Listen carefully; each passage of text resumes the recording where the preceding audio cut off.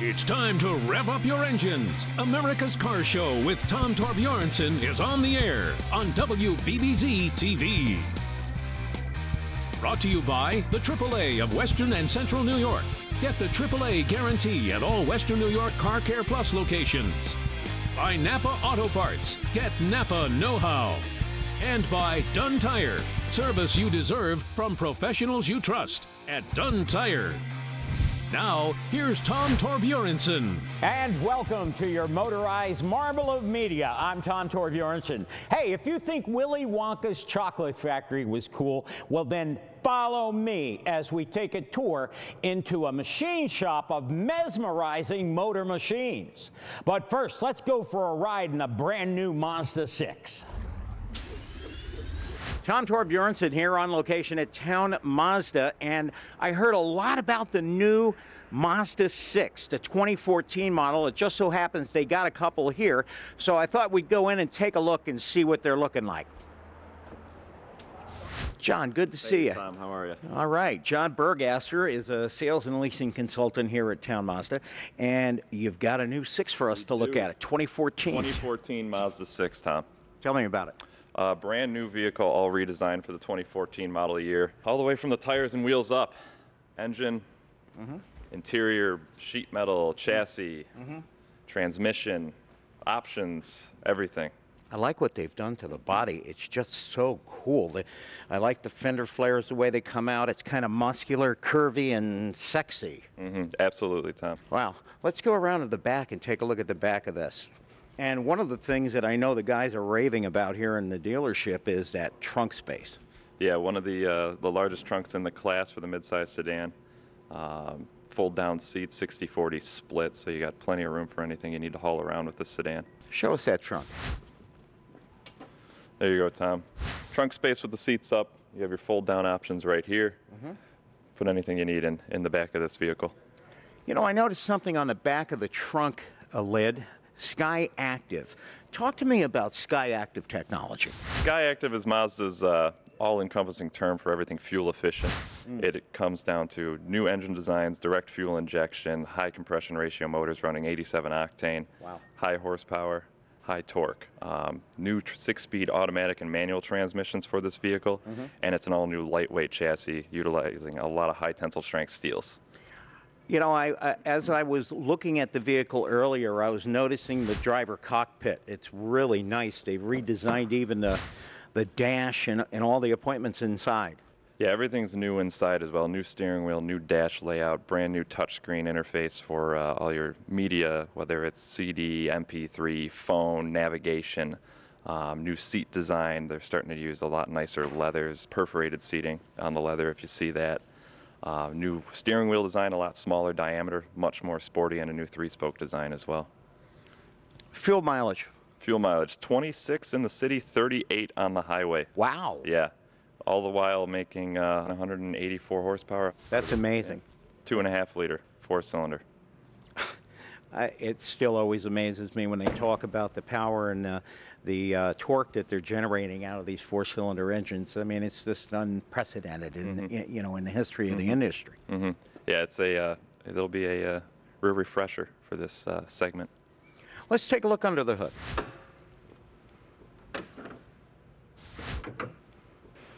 Okay, we got our Sky Active engine technology, 4-cylinder. Yeah, 4-cylinder, 2.5 liter.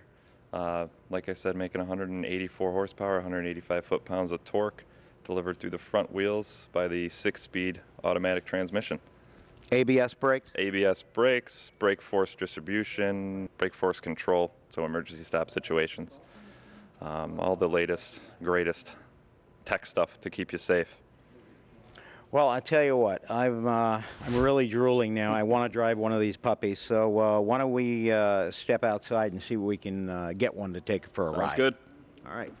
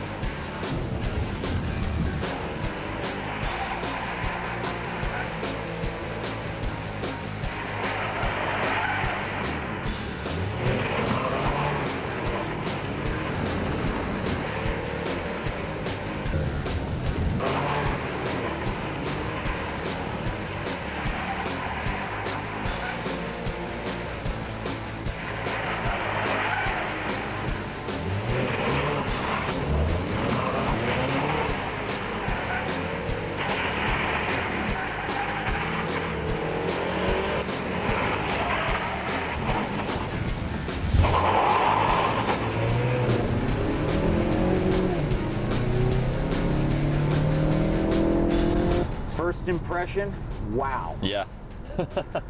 How'd it feel? Unbelievable. Right? Wow. Spun the tires right off and chirped in second gear. How often you get that out of a front wheel drive? Not often. Chirp meaning the tires broke loose when it shifted from first to second. What a nice riding vehicle.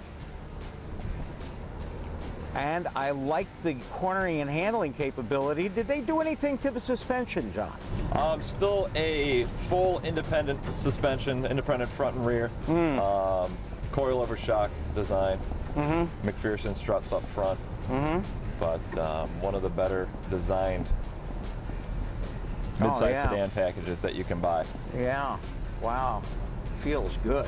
All right, so we're in this Mazda 6, 2014 model year, brand new car, and the first thing I see on that dash, John, backup cam picture. What a great picture. Yeah, great feature. I swear by them because you're protecting children, you're not running over pets, you're not running over anything that might be an obstruction in the back of the car or anything like that. Absolutely. Yeah.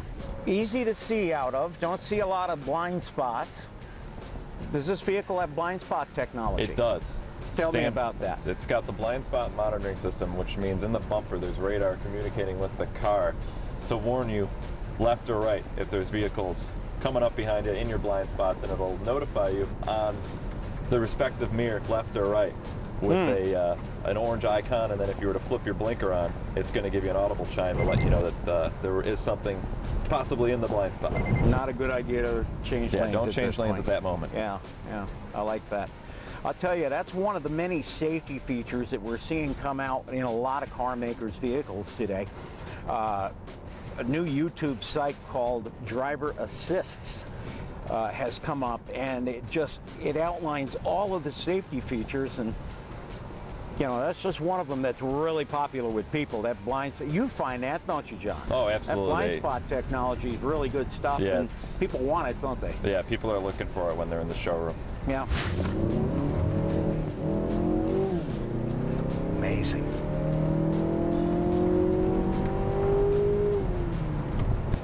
Yeah, got a nice car here. Let's listen to the sound system.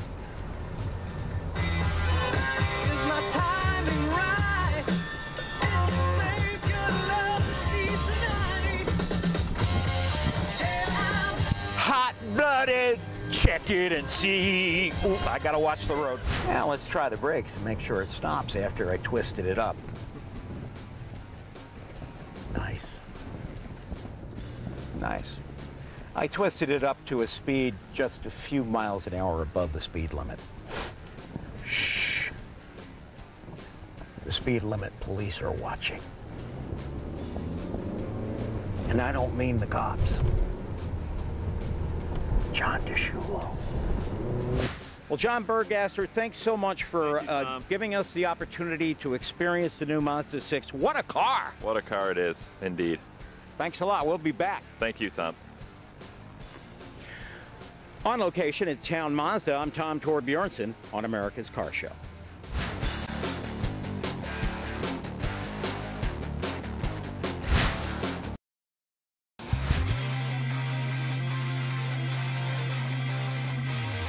Tom Torbjornsen here with your NAPA Car Care Minute. And the major part of any machine work done on an engine is cleaning. Am I right or am I wrong? Oh, that's absolutely right. Tom Battaglia here from NAPA Shop Foreman. What kind of a machine do you have here, Tom, for cleaning up parts? Well, that's called a jet wash. It's a high pressure spray wash cabinet. We usually put, well, you can put anything in there, but generally aluminum and like tin, like valve covers, things like that. Good. All right, now, in your cleaning process, then you next come over to this machine, and what is this machine all about? Oh, this is a parts tumbler, Tom. I can put valve springs in here and other small pieces. We close a lid. When it spins around, obviously the other lid closes. The chemical and the little steel balls in there make them clean. It just breaks everything away. It rubs it down, makes it beautiful. And it makes it easier, not easier, it makes it, it puts it into the condition that it has to be in order for you to refurbish it mechanically. Right, yeah. We want to have everything clean when we put it back together. And this is a non-labor intensive. The machine does the work. Beautiful. With your NAPA Auto Care Minute, I'm Tom Torbjornsen with Tom Battaglia, the shop foreman here at the machine shop at NAPA.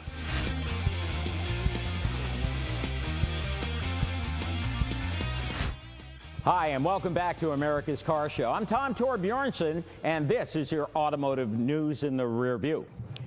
Looks like DWD is becoming a bigger problem than expected, and that's driving while distracted. Why? Well, because the latest stats from the AAA Foundation for Traffic Safety reports that 69% of licensed drivers admitted to talking on a cell phone while driving. Now, while we all like to connect, remember that in most places, using a mobile device while driving is illegal.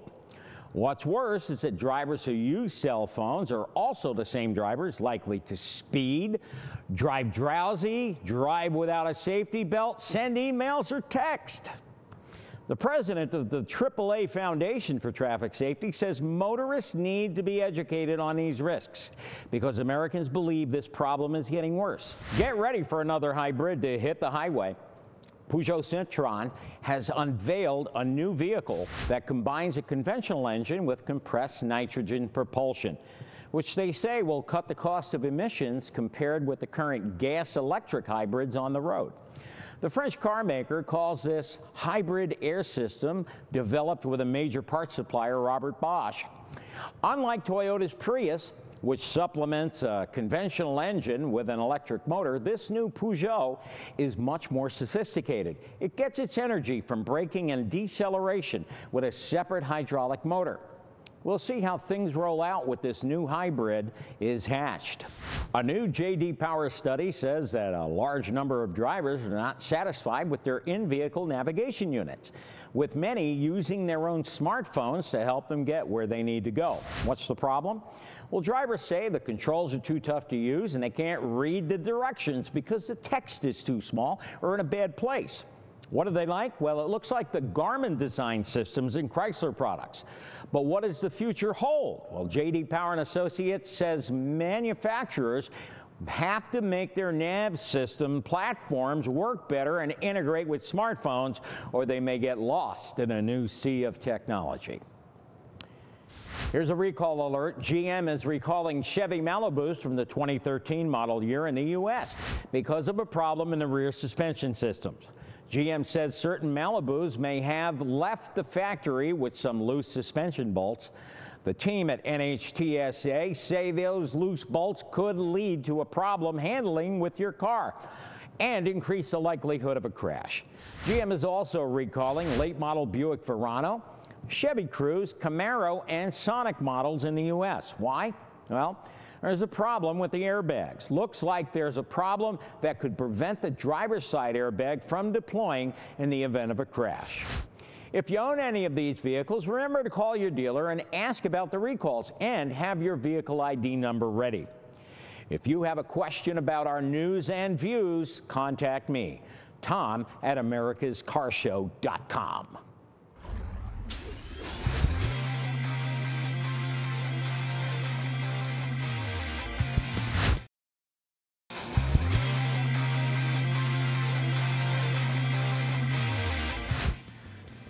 Back in the machine shop again. It feels so good. Tommy. Nice to meet you, Thomas. How are you? I'm doing great. How are you? I'm fine, thank you. Okay, this is Tom Battaglia. Tom is the shop foreman here at NAPA Machine Shop, Worley Drive in Williamsville. And we thought today that we'd come into the shop and kind of give you an insight as to what goes on during machining processes when engines are worked on and different aspects of the vehicle that need to be machined. And, you know, Tom, there are cases in which people can't buy a rebuilt or a used engine for a particular vehicle, and they end up having to refurbish the old one, don't they? Absolutely right, especially if they have a classic car. You want to keep the same engine, the original engine, numbers matching, you know, or as close as you can get. So yes, definitely a need for us. Well, I'm excited, and I'd like to kind of get this show on the road here, so I'm going to come around the counter into your shop with your permission. Oh, certainly. Come on in, right in. One of the first places that I thought we would go to is the boring bar, just to kind of explain to people what a boring bar is, what we do, and everything else, and I'll just kind of let you run with it, Tom. Sure. Well, I think maybe if you focus on one of these blocks, your engine has cylinders in it. Right. And they're supposed to be round, and when they wear out, they're not round. Right. So in order to make them round again, we put them in a boring bar. Now that is this machine here, and there's just one tool bit that we will set to cut the whole round. Okay. And renew it. And then of course you have to buy oversized pistons for that. Now, after you're done with the boring process, then before the engine's put back together again, a honing process takes place, and that's what this machine's all about. Tell us a little bit about that. Well, when we bore it, we put it within 5/1000ths of an inch of the finished size. Okay. In order to get it to the finished size and have the proper cylinder wall finish, as you can see here, we have to do it with this machine. It's not a cutter, it's a stone. So it's a finer cut, a finer finish than that will give. The boring bar will give. Now, what is the reason for putting what you call a crosshatch pattern on the inside of a cylinder wall? Well, that's to bed in the rings, to make sure your piston rings are gonna seal and they'll conform perfectly. It actually acts like a little file in there. And the cylinder will conform and the ring will conform to the cylinder. And you get 100% seal then. Excellent. Now, there's another process in cylinder fitment and piston fitment, and that is the the pistons, wrist pins, and attaching them to what's called the connecting rod, and this is the area where that process takes place. And Tom, show us what we got here and a little bit about what the process is and what are we doing. Well, this is a connecting rod. It's called a connecting rod, and the piston will go on this end, and this end will go onto the crankshaft. Okay. So let's say you, what they say, spin a bearing or throw a rod. That's what they're talking about right here, this piece. So we can renew this hole to the original size. You simply take it apart and you cut metal off the two halves, and you put it back together. It's too small. And we hone it on our machine over there, which is a Sonnen machine, to the original size. And the same goes for this end if it has a bushing in. A lot of them are just pressed in. Okay. Like that. Yeah, this is a Chevrolet rod, and this is just pressed in. Actually, we use heat, a rod heater. This will glow red. You put this small end of the rod in there, and you get it hot enough, you take it out, and the pin just pushes right in. Oh, how about that? So what you're doing essentially with the heat is expanding the hole here. Correct. Right, and then I've seen some instances where they actually freeze the piston rings, or the not the pins. Yeah. And then they just kind of fit everything together, and it goes together nicely. You gotta be quick. Yeah, because expansion and contraction take place fast as the temperature changes. Outstanding, but that's how you got that's how you get that. It should be nice and free. Otherwise it'll scuff like that, but this is probably scuffed for a different reason. Yeah. So yeah, that's your pin area. Interesting. I mean, there's a lot of custom fitting and sizing that takes place here. Oh, absolutely. Everything is to a tolerance, usually 0.5 thousandths to 1/1000th of an inch. So it's very precise. You have to be careful. You gotta know what you're doing. Yeah, indeed, indeed.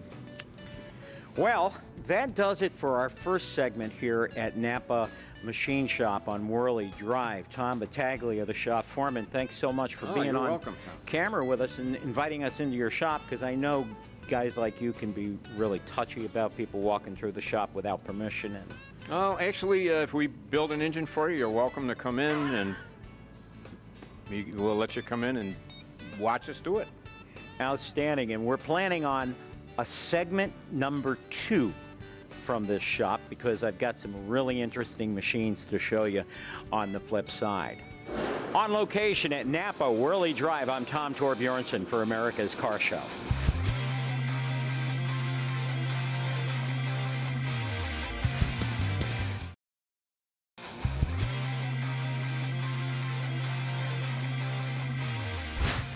Hey, welcome back to America's Car Show. I'm Tom Torbjornsen, and now let's get to your car questions. Patty from Amherst writes, I own an 05 Jeep Grand Cherokee with a Hemi engine. I run it on medium-grade gasoline. How often should I change the oil? Also, how much should I expect to pay for an oil change? For a Hemi engine, that is. Well, thank you. Well, you're welcome, Patty. The engine in your truck is a 5.7-liter Hemi. The crankcase capacity is 7 quarts. Add a high-quality oil filter, and it should cost you around $60. If you use synthetic motor oil, add about $30 to the price. For regular oil, the recommended interval will be 3,000 to 5,000 miles. For a good quality synthetic, it'll be about 5,000 to 7,000 miles. Some folks go higher depending on the brand of the oil. Next up, Julian from North Tonawanda writes, I own a 96 Dodge minivan. The paint has been peeling off of the hood. What could cause the problem? Well, Julian, this condition is called paint delamination. It's been a problem with Chryslers for a long time, but before you do anything and have the car painted, call your Chrysler dealer and have them get a hold of the zone rep to see whether or not there's any consideration they can give you on this. See, what happens is the paint is not bonding to the body of the vehicle because there is no chemical bonding taking place. And Chrysler is well aware of the problem, and for a long time they were painting people's vehicles for them. Whether or not they'll do it on a 96 is totally up to them, but it's definitely worth a try before you go out and spend the money on a paint job. Thanks for your question. Hey, if you've got a car question you want to send it to me at tom@americascarshow.com. Thanks for watching. Until next time, keep rolling.